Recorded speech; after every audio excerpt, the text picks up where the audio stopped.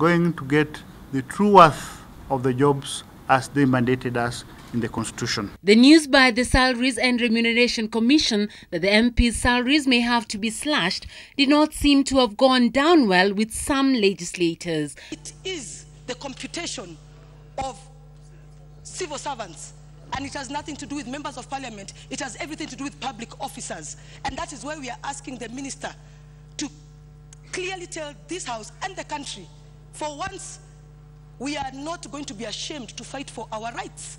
This was in addition to the president's decision not to give a nod to the bill that would have seen them richer by 9.3 million shillings. The amendment that I moved was approved by Honorable Gidai, the Minister for Finance, and he had this for 4 days.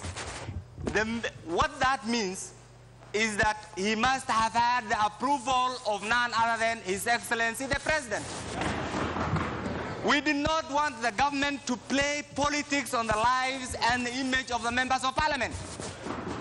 I was only asked to do on behalf, and the amendment is there, and I want Nyachai and cohorts to get this clearly from the National Assembly. Our standing orders prohibit us from invoking the name of the President in our discussion unless we have specific instructions which are signified by minister. And we cannot. Madam Speaker, was the Honorable Kenan in order to try to imply that the President must have been aware of a discussion between him and the Minister of Finance unless he has that information, and he should be providing that proof here, because as leader of government business, I'm not aware. And the heated debate seemed to have brought some heat in the House, quite literally. It appeared to me that there is a lot of anger. Members are not quite satisfied with the attacks they have been receiving. So, Madam Speaker, it appears I'm at the receiving end of this anger, though I'm also a victim.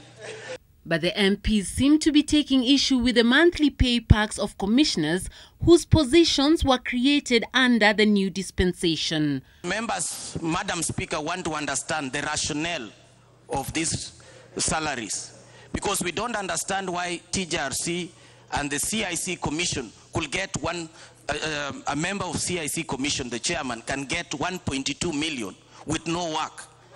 Could we not pause for a moment, allow this commission to advise the national government so that members of parliament can know what they will earn, other state officers will know what they will earn, instead of being seen to be fighting over these salaries and business, and in the process making our politics unnecessarily difficult?